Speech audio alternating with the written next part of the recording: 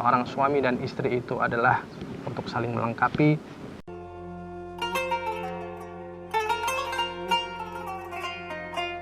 Bismillahirrahmanirrahim. Assalamualaikum warahmatullahi wabarakatuh.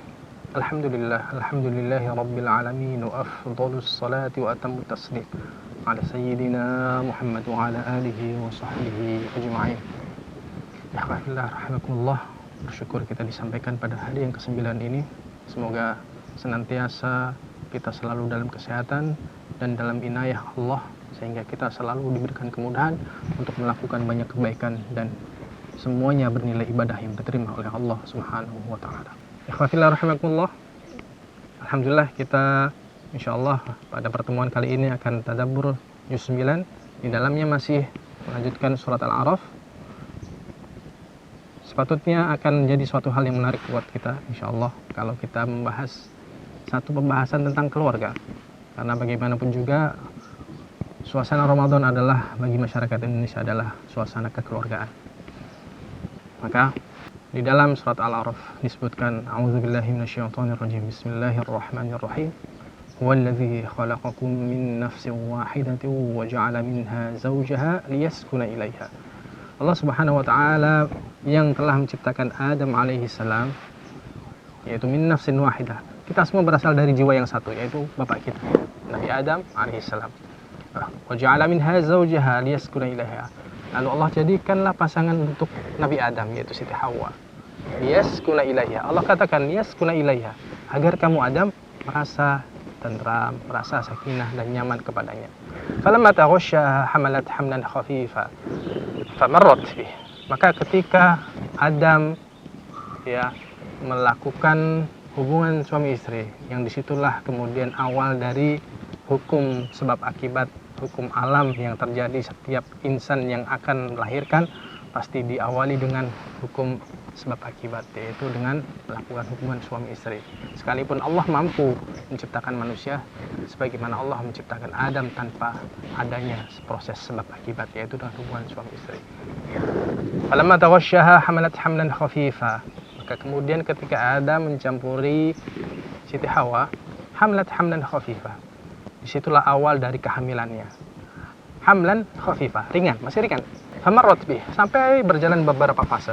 Falamma asqalat, ketika kemudian semakin berat, semakin besar, da'awallaha rabbahuma la in ataitana salihah. Kemudian mereka semua berdoa, Adam dan Hawa berdoa, la in ataitana salihah, andaikan kami diberikan anak yang saleh. Salihah di sini menurut para ulama, sebab Adam dan Hawa saat itu yang masih berada di pikiran mereka belum tentu di dalam perutnya Hawa ini adalah seorang manusia, bisa jadi hewan bahimah, kata para ulama. Maka mereka semua berdoa, lain ataitana salihah, diberikan seorang hamba manusia yang saleh, lanakunanna minasyakirin, pasti kami akan menjadi orang yang bersyukur. Menariknya dari ayat ini adalah ada satu ayat lain di surat yang lain hampir mirip. Konteksnya masih tentang keluarga antara suami istri. Kalau di surat Al-A'raf dikatakan liyaskuna ilaiha, maka di surat Ar-Rum Allah katakan litaskunu ilaiha. Atau yang lebih ayat komplitnya, wa min ayatihi an khalaqalakum min anfusikum azwaja litaskunu ilaiha. Dan di antara tanda kebesaran Allah, wa min ayatihi an khalaqalakum min anfusikum azwaja. Allah ciptakan dari diri kalian, yaitu masih sama-sama manusia. Min anfusikum, dari Adam, Hawa turun sampai ke kita. Azwajan, pasang-pasangan, litaskunu ilaiha. Kalau di surat Al-A'raf liyaskuna ilaiha, di sini litaskunu ilaiha. Tapi intinya satu. Seorang suami itu mempunyai tabiat fitrah, insting naluri, bahwasanya dia harus mendapatkan ketenangan atau kenyamanan dari istrinya. Di mana konteks yang kira-kira menjadi pembahasan yang menarik? Singkatnya begini, kita semua tahu bagaimana kehidupan Imam Nawawi rahimallahu ta'ala wa nafa'ana bihi wa bi'ulumihi fid dharain. Seorang Imam An-Nawawi, seorang ulama besar, kita semua tahu tentang karya-karya beliau, meskipun umur beliau ringkas yang pendek. Beliau sampai akhir hayatnya belum ditakdirkan untuk memiliki istri atau belum menikah. Lalu kemudian ulama-ulama yang datang berikutnya, menerangkan bagaimana sebenarnya kehidupan yang terjadi di Imam Nawawi. Di antaranya adalah ada sebuah riwayat yang menyebutkan bahwasanya ketika Imam Nawawi menta'liq sebuah hadis dari riwayat Asma binti Abu Bakar. Asma binti Abu Bakar ini mempunyai seorang suami yang bernama Zubair ibn Awam. Zubair ini seorang karakter yang keras.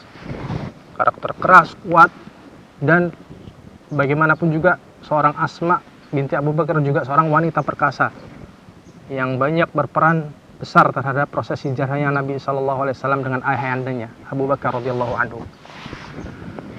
Karena karakter yang terdidik dengan keras dan ulet ini, maka semua pekerjaan yang semestinya dilakukan Zubair ibn Awam itu juga mampu dilakukan oleh Asma binti Abu Bakar.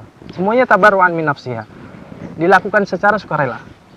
Maka ketika hadis tentang Asma binti Abu Bakar membantu semua kegiatan atau pekerjaan Zubair ibn Awam ini, Imam Nawawi memberikan ta'liq, catatan bahwasanya apa yang dilakukan seorang Asma binti Abu Bakar ini itu adalah adat yang baik yang telah dilakukan sejak zaman dahulu oleh para wanita solehah di zaman Nabi, para sahabat, dan itu terus menjadi adat kebaikan sampai sekarang. Itu yang berkata Imam Nawawi saat itu. Maka di antara kalimat yang menarik dari Imam Nawawi, beliau memberikan kesimpulan, tugas besar seorang perempuan di dalam rumah tangga hanya dua. Tamkinuha zaujaha min nafsiha, seorang laki-laki atau seorang suami itu merasakan kenyamanan, ketenangan, ya, sakinah dari seorang istri, wa mulazamatu baitihi, dan dia menetap tinggal dengan baik di dalam rumah suaminya. Kalau ada aktivitas keluar, tidak dia lakukan kecuali dengan izin suami. Maka hanya dua inilah yang Imam Nawawi katakan tentang kewajiban yang hakikatnya bagi seorang istri. Sehingga seandainya seorang istri tidak melakukan pekerjaan rumah tangganya, maka itu semuanya murni, tidak ada hak dari seorang suami untuk marah. Karena sebenarnya kebaikan yang dilakukan istri di dalam rumah hanyalah semata-mata tabarru'an min nafsiha, karena secara sukarela. Maka barangkali hikmah dari ucapan Imam Nawawi ini yang kemudian kita sandingkan dengan ayat-ayat tadi surat Al-A'raf atau Ar-Rum, maka barangkali itu menjadi renungan buat kita. Seorang suami dan istri itu adalah untuk saling melengkapi, semuanya berdasarkan pemahaman yang baik tentang mana yang menjadi kewajibannya dan mana yang menjadi haknya. Litaskunu ilaiha, sedikit dengan penutup, litaskunu ilaiha, kalau kita korelasikan dengan satu kata dalam bahasa Arab yaitu sikin, ya, sikin itu artinya pisau. Pisau itu kalau bahasa Arabnya tadi sikin, maka litaskunu sakinah itu masih berdekatan dari kata sakana, yes, kunu. Artinya sikin itu kenapa dinamakan pisau itu sikin? Sebab sikin artinya allazi yusakkinu harakatal madhbuh.